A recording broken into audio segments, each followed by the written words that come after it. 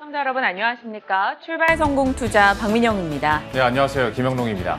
제가 친구들에게 꼭 네. 주식을 하나라도 한 주라도 해봐라 이런 얘기를 종종 하는데 네. 그냥 일반 주식 투자를 하지 않고 뉴스를 접할 때는 반도체 수요가 늘었나 보다. 그렇죠. 뭐 기업들 실적이 좋은가 보다. 그냥 이렇게 좀 무덤덤하잖아요. 네, 그것도 잘 안 보죠. 그렇죠. 네. 안 볼 때도 많은데 근데 한 주라도 내가 종목을 갖고 있다면 마치 투자 뉴스에서 선물을 받는 느낌이 들기도 하죠. 막 반도체 수요 폭발, 와 삼성전자 이렇게 되고 네. 또 반대로 어제 SK이노베이션 주식을 들고 계셨던 분들이라면 또 뒤통수를 한 대 맞은 느낌이 들어서 뭔가 뉴스의 몰입도가 높아지는 것 같아요. 그건 분명히 있는 것 같습니다. 감정이입도 많이 되고. 그리고 또 이제 주식시장 참여자로서 느끼는 건 선물이든 뒤통수든 또 중요한 게 이걸 알고 있었던 선물이냐 알고 있었던 뒤통수냐 이거에 맞아요. 따라서도 참 등락도 많이 나타나고 또 우리들의 마음가짐도 좀 달라지지 않나라는 생각을 하게 되는데요. 얘기를 해준 것처럼 어제만 하더라도 선물 같은 이야기들도 있었고 약간 통수치는 얘기도 있었습니다. 그런데 그걸 우리가 어떻게 받아들이고 대응할지 이게 중요하겠죠. 여기에 대한 전략들, 이슈 다 모아서 세워드리도록 하겠습니다. 그러면 첫 번째부터 이미 알고 있었던 통수이긴 하지만 그래도 여전히 뭔가 뒤가 간지러운 SK이노베이션 얘기해 보도록 하겠습니다. 모두가 알고 있었고 이미 발표가 났었는데 어제 다시 한번 공식화가 된 거죠. 그래서 10월 1일에 SK 배터리 가칭입니다. 그리고 SK EMP 두 개의 물적 분할을 통해서 각자 이제 지주 회사와 그리고 그 밑 자회사로서 출범을 하게 되는 상황입니다. 지주사인 SK이노베이션이 각각 100%씩 지분 보유를 하게 되는데 이 소식들이야 너무 잘 알고 있었고 물적 분할 때문에 역시 개인 투자자들은 좀 불만이 있을 수밖에 없습니다. 네. 주가 상황들을 보더라도 지난 7월 초에 그러니까 SK이노베이션 측에서 어떤 분사 소식 검토 얘기를 해줬을 때 그때 당시에 한번 충격이 있었죠. 네. 검토 발표를 하고 나서 크게 음봉을 그렸었고 이후에 좀 약간 지지부진하게 내려가다가 어제 역시 밑에 꼬리를 근데 어제는 많이 달았어요. 하고 나서 좀 낙폭을 많이 줄이긴 했는데 개인 투자자 입장에서는 물적 분할도 좀 불만이고 내가 SK이노베이션 배터리 보고 했지 석유화학 보고 한 건 처음엔 아니야. 물론 요즘에는 석유화학 부분도 잘 나가지만 네. 아무튼 간접 투자 느낌이 있기 때문에 여기에 대한 불만도 있을 테고 그리고 이제 지주사가 되다 보니까 지분 가치가 당연히 희석될 수밖에 없잖아요. 이래저래 불만이 일 수밖에 없는데 근데 차트가요. 네.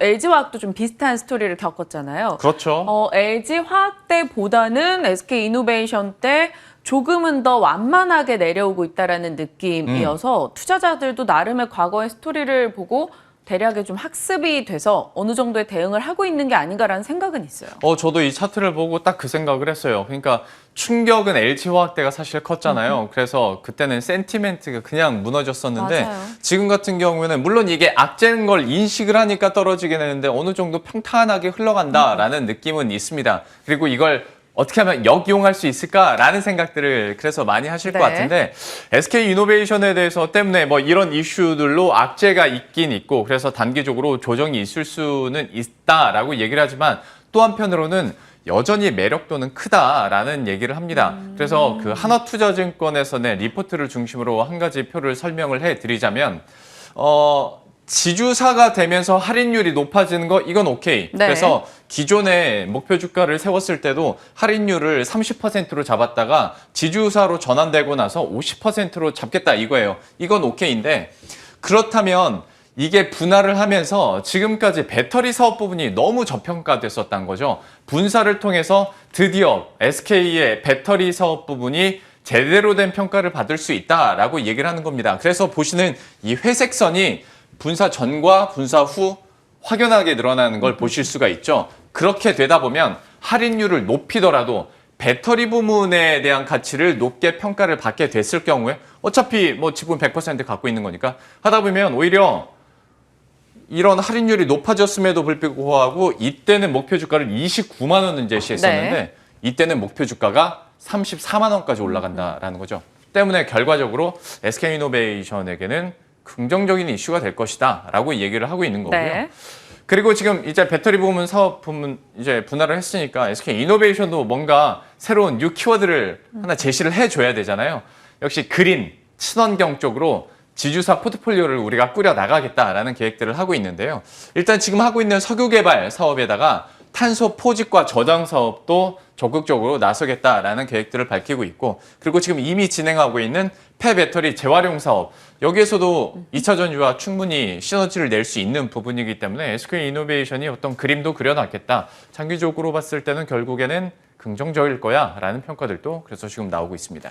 분명 투자자들 입장에서는 이 인적 분할이 아니고 물적 분할이라는 게 상당히 아쉽게 아쉽죠? 느껴질 거예요. 나는 배터리의 주주가 되고 싶었던 건데 그 부분이 아쉽다 생각이 되지만 아직까지는 상장에 대한 얘기 일정이 구체화된 건 아니기 때문에 SK이노베이션이 갖고 있을 그 냉정한 판단이 조금 필요할 것 같아요. 앞서 하나투자증권의 의견대로 정말 배터리 사업부의 가치가 이제 제대로 평가를 받게 된다면 조금은 더 내가 지켜보고 전략을 짜야 되지 않을까. 좀 성급하게 막 지금 화가 나니까 매도로 대응하고 이런 투자자는 조금 지양해야 되지 않을까. 그리고 LG화학도 분사 소식 있고 나서 상장하기까지 1년이 넘게 걸리고 맞아요. 있잖아요. 결국 그 2차전지 배터리 수혜는 다 LG화학 쪽으로 묻어가는 거니까 SK이노베이션도 장기적인 관점에서 좀 여유 있게 볼 필요도 있어 보입니다. SK이노베이션 이슈 이렇게 살펴봤고, 두 번째도 굉장히 핫한 단어들이 많이 나옵니다. 네, 일단 보세요. 관련한 기업들이에요.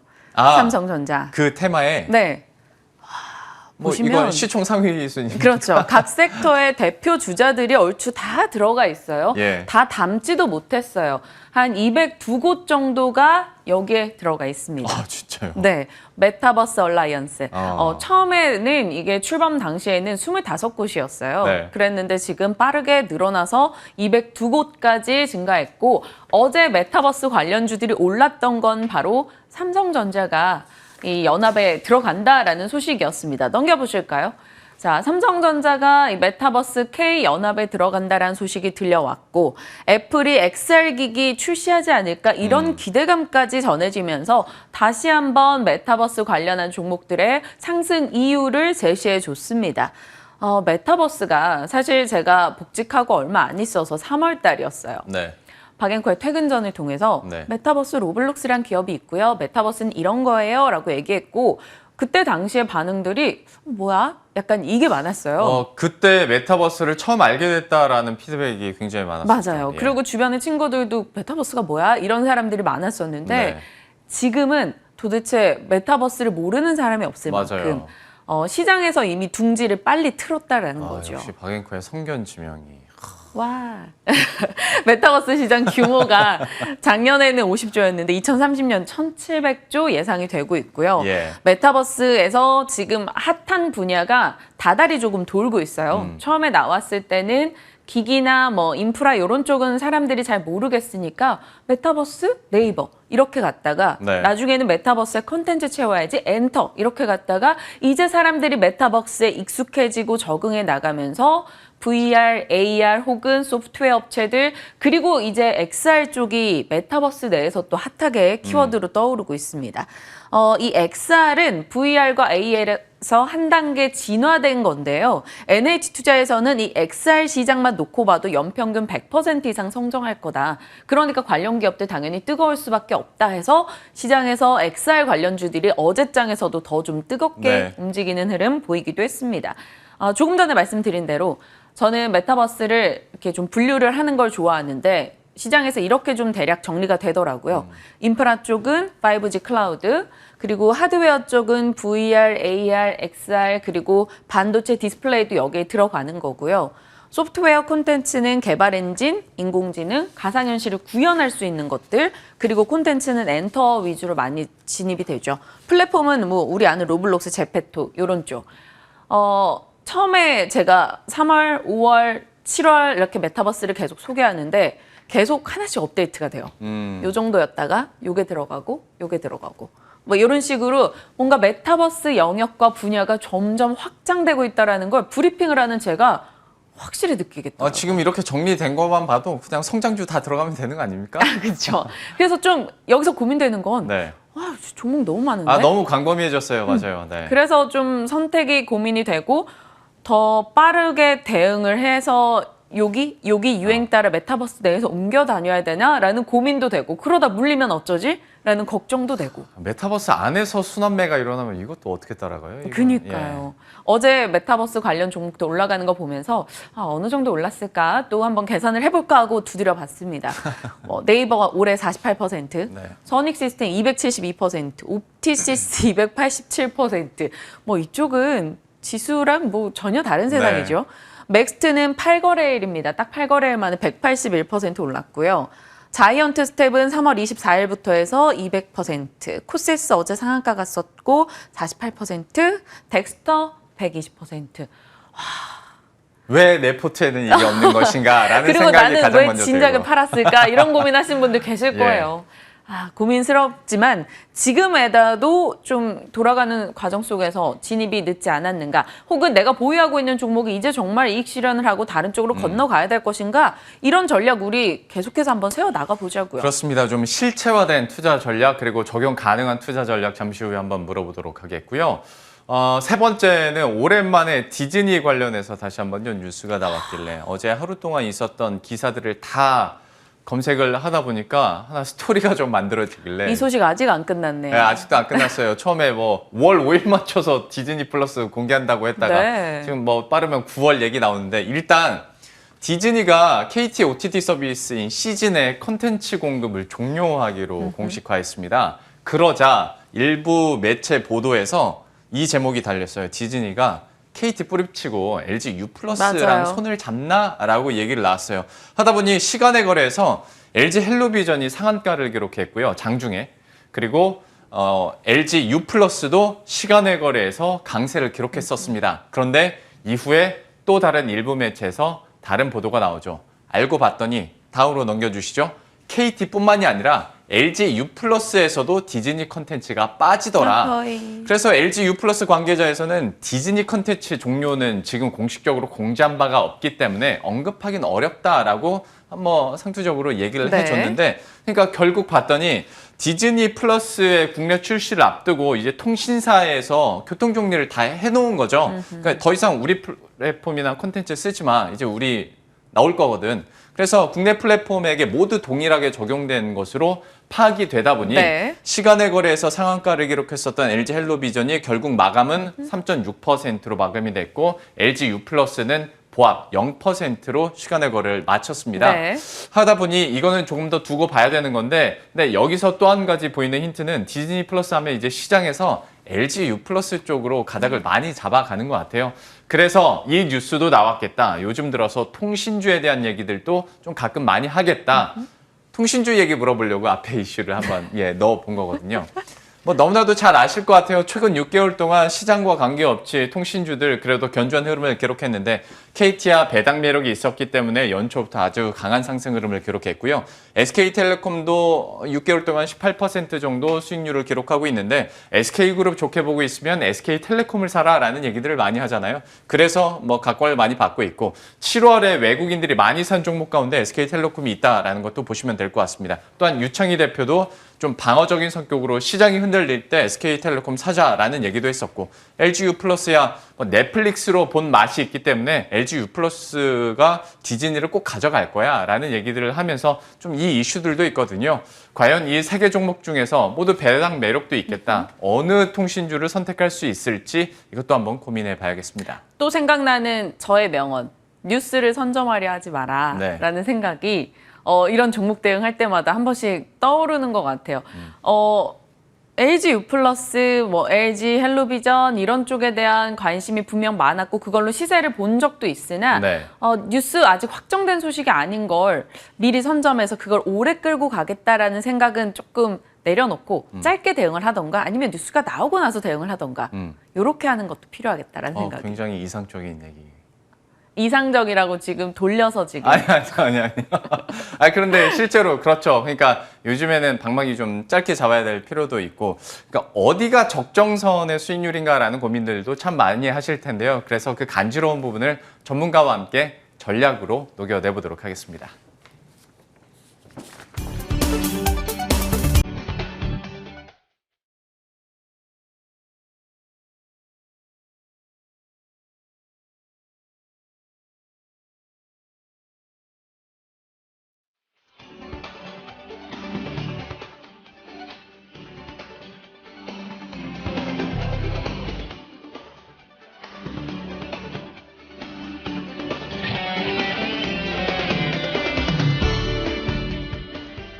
네, 그 카메라에선 안 보이셨겠지만 뒤에서 박 앵커가 워낙 뭐라고 해가지고 자기 놀렸다고 집중이 잘 안 됩니다. 각 이슈들에 대해서 구체적으로 투자 전략 어떻게 세워야 될지 이분과 전화 연결해서 한번 알아보도록 하죠. DB금융투자 DHP 김진만 팀장과 함께합니다. 안녕하십니까? 네, 안녕하세요. 네, SK 이노베이션부터 시작하겠습니다. 뭐 알고 있었던 악재인데 공식화가 됐으니 여기에 대한 충격도 어제 없진 않았습니다. 다만 앞에서 브리핑을 했던 것처럼 LG화학과는 약간 분위기도 좀 다르고 주가 상황도 어느 정도는 버텨주고 있는 느낌이긴 한데 SK 이노베이션에 대해서 투자 의견 좀 어떻게 갖고 계십니까? 네, SK 이노베이션 분사 이야기는 사실 LG화학보다 오래전부터 계속 나왔고요. 화학이랑 그다음에 배터리 부분을 나누겠다라고 하는 거는 정말 예전부터 나왔는데 다만 그 시기 자체가 원래 작년에 유동성이 정말 풍부했을 때 했으면 좋았는데 아무래도 분쟁 이슈도 있기 때문에 전체적으로 좀 많이 밀렸는데요. 결국 물적 분할의 형태를 택했고 그렇기 때문에 아무래도 할인율이 많이 적용될 수밖에 없는, 즉 어느 정도 단기간 시장에 악재에 해당할 수밖에 없는 상황입니다. 거기에 지금 유동성도 굉장히 축소되고 중소형 배터리들 수급이 굉장히 좋긴 하지만 수급이 노이즈가 계속 생긴다는 거는 단기간으로는 조금 투심이 회복되기 어렵다라고 말씀을 드릴 수 있습니다. 물론 SK 이노베이션과 그다음에 그 밑에 이제 분할되는 회사들의 가치가 결국 오를 거라고는 자신은 하지만 그럼에도 이제는 서로 눈치 보기죠. 어디서 내가 이제 밑에서 잘 잡느냐, 도대체 어디서 잡아야지 맞는 거냐라고 이제 물어보시는 분들이 굉장히 많으시더라고요. 그래서 이제 저점 매수의 찬스는 분명히 올 겁니다. 근데 이 저점 매수의 기준은 어떤 걸로 잡아야 되는지 보셔야 되는데 아무래도 저도 이제 LG화학 같은 경우에도 예를 들 수밖에 없는 게 둘이 너무 비슷합니다. 이제 상업군에 대한 미래 성장 동력을 확보하기 위해서 자금을 확보해야 되고 그 이제 자금의 출처로 분할을 선택을 한 상황인데 LG화학 같은 경우는 일부 한 일주일 정도 있다가 투심이 바로 회복이 되면서 외국인과 기관 투자자들이 바로 들어오면서 특히 LG화학 같은 경우에는 외국인들이 정말 좋아하는 종목 중에 하나라고 말씀을 드릴 수가 있고요. SK 이노베이션도 마찬가지로 돌림목의 기준은 기관과 외국인 투자들이 강하게 매수세가 들어오는 그때가 시점이라고 보이는데 아직 지금 보유하고 계신 분들은 그때까지는 조금 마음이 쓰리겠지만 보유를 하시고 이제 그 밑에 찬스를 계속 노리는 그런 기회를 엿보시는 게 좋을 것 같고요. 지주사로 전환이 되겠죠. 전환이 된다면 할인율이 적용될 수밖에 없는 상황이라 계속해서 노이즈가 발생할 수 있는, 이게 지금 분할 자체가 실행이 된 게 아니라 주주총회를 거쳐야 되는데 아무래도 이 부분에 있어서는 반대가 있을 수도 있다. 특히 이제 최근에 SK그룹이 지주사 개편을 통해서 어떻게 하겠다라고 하는데 주주총회에서 반대를 할까봐 계속 당근을 많이 제시하고 있는 상황입니다. 그렇기 때문에 일부 SK 이노베이션 주주들의 당근에 대한 기대감까지 어느 정도 갖추고 있어도 되니까 밑에 기관과 외국인 투자자들이 매수를 시작할 때 그때 같이 노려서 매수를 하시는 게 좋을 것 같습니다. SK이노베이션 같은 경우에는 어쨌거나 단기성 악재 이슈가 있기 때문에 외국인과 기관의 매수세가 돌아오는지 이걸 보고 개인들도 매수 타이밍을 잡아보자라는 얘기를 해주셨고 실제로 LG화학도 그 분사 얘기 있고 나서 어떤 배당 확대에 대한 얘기들도 많이 결정을 했었기 때문에 SK이노베이션도 이 부분에 대한 기대감들 한번 계속 가져보도록 하겠습니다. SK이노베이션 투자 의견 이렇게 들어봤고요. 두 번째 메타버스로 넘어가자면 여기는 어떻게 하다 보니까 이제 종목군들이 굉장히 많아져서 이걸 어떻게 구체화된 전략으로 녹여낼까 고민이 좀 많아지는데요. 좀 여기에 대해서는 어떤 그림 그리고 계십니까? 이제 메타버스 테마는 정말 어려운 테마라고 볼 수 있을 것 같습니다. 정말 누구나 들어올 수 있고 아무나 그 재료를 붙이기 너무 좋은 섹터가 됐습니다. 왜냐하면 무궁무진하다는 거는 그만큼 코에 걸면 코걸이, 귀에 걸면 귀걸이처럼 할 수 있는 영역권이 굉장히 넓고 기업들도 많다고 말씀을 드릴 수 있습니다. 이제 어제 삼성전자가 쉬어가는 메타버스에 다시 시동을 걸었고요. 그래서 이제 삼성전자와 이전에 메타버스 협의를 했던 코세스가 상한가, 그 다음에 이제 엔텔스도 거의 큰 주가 상승률이 있었는데요. 이제 테마가 너무 넓어졌기에 이거를 정말 굳이 새로운 테마를 찾는 거는 정말 이제 어려운 거로 보입니다. 기존에 이제 보유하고 있던 종목들이 갑자기 메타버스의 테마를 타고 갈 수도 있을 정도로 지금 너무 넓어졌는데 저는 오히려 선점하고 있는 기업들에 대해서 오히려 더 프리미엄을 계속 주고 싶은 게 이미 투자를 했으니까 메타버스에 대해서 투자를 진행한 기업과 투자를 진행하겠다라는 기업과라는 좀 차별을 두셔야 되는 상황입니다. 즉 돈을 많이 쓰는 기업, 뭐 2차 전지도 그렇고 반도체도 그렇고 공장 증설하는 기업에 대해서 조금 더 프리미엄이 붙는 게 단순 허상이 아니라 정말 투자를 하는지 투자에 대해서 영업이익이 추구가 되는지를 이제 봐야 되는 시점이다. 이제 정말 기사 예를 들어 내가 가지고 있던 종목 뭐뭐가 갑자기 메타버스 테마를 탔다. 그렇다고 해도 오히려 이럴 때는 매도 기회라고 보시면 될 것 같고요. 단기성 테마로는 실제로 매출이 슬슬 나오는 사업 영역군에 메타버스 테마가 있는 그런 종목군을 선별하는 작업을 보여줘야 될 것 같습니다. 메타버스와 관련해서는 계속 실체는 추려지겠죠. 여기에 대해서 조금 더 그 실체를 확인하는 작업들도 필요하다라는 얘기를 해줬고 메타버스 하면 가장 먼저 우리 프로그램에서는 떠오르는 종목이 자이언트 스텝일 수밖에 없는데요. 잠시 후에 또 나동식 어드바이저와 함께 이 부분에 대해서는 AS를 해드릴 테니까요. 저희가 계속해서 메타버스는 뉴스들도 팔로잉을 해보도록 하겠습니다. 메타버스 두 번째 이슈 마무리 짓고요. 세 번째 통신주입니다. 각각의 매력도가 있고 뉴스들도 계속 나옵니다. 지배구조냐 아니면 배당이냐 또 아니면 디즈니 플러스 같은 OTT 서비스냐 여러 가지가 있는데 통신주에 대해서 좀 전략이나 아이디어 어떻게 갖고 계신지 그리고 만약에 세 개 중에 하나 꼽으라면 좀 어디를 지금은 가장 매력적으로 보시는지 좀 얘기해 주시겠어요? 네, 그래서 일단 하나 준비도 해왔는데요. 가장 이제 메리트 있는 종목이 어떤 건지 일단 통신주 얘기를 하면 경기 방어주 성격인데 성장주만큼 밸류에이션이 낮다라고 이제 말씀을 드릴 수가 있습니다. 이제 8월 이후에 시장이 어려우면 어려울수록 더 투자 매력도가 높아질 것으로 보이고요. 전체적으로 기본적으로 이제 호실적을 바탕으로 5G라는 성장 모멘텀과 일부 이제 종목 LG U+ 같은 경우에는 플랫폼 기업으로도 성장하고 있고 이제 SK텔레콤도 마찬가지로 좀 노이즈가 있지만 결국 플랫폼 기업으로 성장해서 장기 성장성도 가지고 있는 거기다 이제 배당까지 메리트가 좋아지면서 올해 연말까지는 조금 더 메리트가 좋아질 것으로 보이고요. 그다음에 이제 각 통신사 KT, LG U+, SK텔레콤 순으로 말씀을 드리면은 먼저 KT부터 설명을 드리겠습니다. 통신주 탑픽인데요. 아직도 너무 낮다. 지금 이제 시가총액이 너무 낮다라고 말씀을 드릴 수가 있습니다. 기대 배당 수익률이 워낙 높고요. 가장 저평가된 통신주, 즉 찍히는 숫자, 영업이익이나 매출액에 비해서 되게 보수적으로 봐도 지금 가격대가 정말 메리트 있는 가격대라고 보시면 좋을 것 같습니다. 그래서 단기간 목표가 43,000원 정도 제시드릴 수 있을 것 같고요. 그리고 이제 LG U+ 지금 디즈니와 얘기가 굉장히 많습니다. 그런 컨텐츠 쪽 협업도 굉장히 많이 진행이 되고 있고요. U+의 매력도는 영업이익률이 가장 높습니다. 즉 이제 돈 쓴 거 대비해서 돈을 많이 번다라고 보시면 될 것 같고요.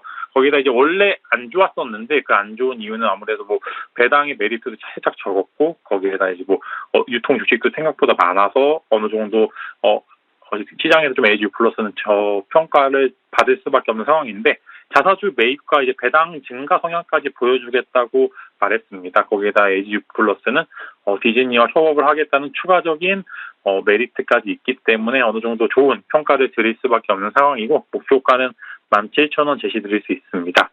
그다음에 SK텔레콤입니다. 사실 제가 결국 나중에 승자는 SK텔레콤이 될 수도 있다라고 말씀을 드릴 수 있을 것 같은데 지금은 노이즈가 너무 많습니다. 즉 올해까지는 SK텔레콤 같은 경우에는 비중을 조금 축소하고 저점을 매수할 수 있는 기회를 삼을 수밖에 없는 게 이제 지주사 개편을 통해서 중간 지주사가 되면은 일단 단기간으로 경기 방어주가 가지고 있는 배당의 성향을 조금 약하게 만들 수밖에 없는 상황입니다. 즉 그렇기 때문에 메리트가 많이 줄 수밖에 없고 단기간 노이즈도 많고 거기에다 이제 추가 투자를 위한 현금 소비도 굉장히 많을 수밖에 없는 상황이기 때문에 KT와 LG U+는 사시라고 말씀을 드려도 될 것 같은데 SK텔레콤은 아직 신규 매수는 금지라고 말씀을 드릴 수 있고 노이즈가 마무리되는 시점에서 그때 봐도 늦지 않겠다라는 말씀을 신규 매수와 목표가는 따로 제시드리지 않을 것 같습니다. 거기서 KT가 통신주에서는 가장 탑픽이라고 말씀을 드리고 싶네요. 아무래도 통신 3사가 각각의 다른 투자 포인트를 갖고 있기 때문에 세 개를 다 설명해 주시겠는데 SK텔레콤에 대해서는 신규 매수는 자제하자라고 얘기를 해주셨고 KT와 LG U+ 각각의 매력과 또 목표 주가 설정을 해주셨어요. 그리고 탑픽은 KT다라는 얘기까지 들어봤습니다. 통신주에 대한 투자 전략까지 이렇게 마무리 짓고요. 코너 속의 코너로 바로 넘어가 보도록 하겠습니다.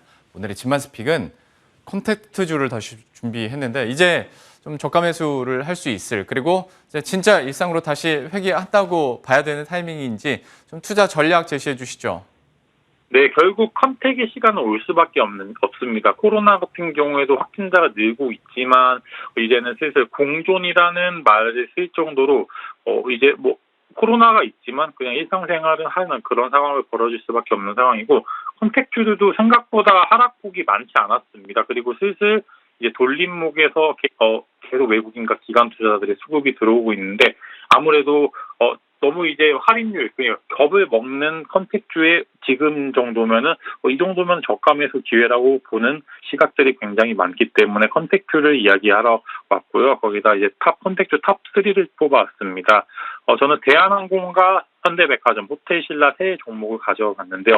제가 원래 이렇게 이제 위에서부터 아래까지 어느 정도 이유를 말했는데, 사실 오늘 같은 경우에는 세 종목 다 조금 안정적인 투자 포인트가 가능하다는 점에 따로 차별을 두지는 않고 그냥 섹터별로 나눠져 있다라고 말씀을 드릴 수 있을 것 같습니다. 그래서 대한항공 먼저 설명을 드리겠습니다. 대한항공은 화물 운송 호조는 좀 지속이 되고 있습니다. 이제 단기간으로 마무리되기에는 정말 화물 쪽 호황이 쭉 이어지고 있고요. 이게 3분기, 4분기까지는 이어질 것으로 전망이 되고 있고요. 지금 피크아웃의 우려 계속 나오고 있는데, 사실 코로나가 확산이 되면서 피크아웃이 조금 더 뒤로 계속 밀리고 있는 상황입니다. 즉 주가적인 메리트도 아직 존재를 하고 있는 상황이기 때문에 뭐 당연히 어느 정도 해외 여행 혹은 국내 여행의 메리트까지 가지고 있는 상황이기 때문에 가져와 봤고, 목표가는 4만 원 제시드릴 수 있을 것 같습니다. 네, 그다음에 이어서 현대백화점 말씀을 드리면은 거리두기가 지속이 돼서 2분기는 실적이 정말 좋았는데 3분기는 조금 안 좋을 수 있다는 가능성이 계속 나오고 있는데, 이 부분에 있어서는 선 반영이 주가가 눌림으로써 선 반영이 돼 있다고 말씀을 드릴 수 있을 것 같고요. 오히려 반대로 3분기가 악화되었기 때문에 4분기 때 더 큰 퀸텀 점프, 큰 성장을 누릴 수 있는 상황이라고 볼 수 있을 것 같습니다. 결국 백화점이나 보복 소비도가 다시 나올 수 있는 그런 가능성이 존재하기 때문에 가져와 봤고, 목표가는 10만 원 제시드릴 수 있을 것 같습니다. 그래서 마지막으로 호텔신라 말씀을 드리겠습니다. 호텔신라 같은 경우에는 작년부터 정말 영업이익률을 높이기 위해서 정말 고생을 많이 했고요. 그 이제 결과가 올해부터 반영이 되면서 매출액 대비해서 영업이익률이 현저하게 올라왔습니다. 그래서 올 2분기 어닝 서프라이즈를 강하게 기록을 했고요. 일단 뭐 면세점에서 나오는 강한 실적과 수익성 증가가 호텔신라의 투자 포인트라고 보시면 좋을 것 같습니다. 그래서 안정적인 투자가 가능하다는 점에서 조금 더 메리트가 있다고 말씀드릴 수 있을 것 같고, 목표가는 단기간 13만 원 제시드릴 수 있을 것 같습니다. 팀장님이 항상 종목 3개를 갖고 오면 제가 그 정렬 기준을 물어보는데, 오늘은 딱히 뭐 그런 기준보다는 각 섹터별로 대표 종목들을 꼽아왔다라고 얘기를 해주셨고요. 대한항공과 현대백화점, 호텔신라까지 한번 유심히 지켜보도록 하겠습니다. 오늘 DB금융투자 DHP 김진만 팀장과 함께했습니다. 오늘 말씀 고맙습니다. 네, 감사합니다.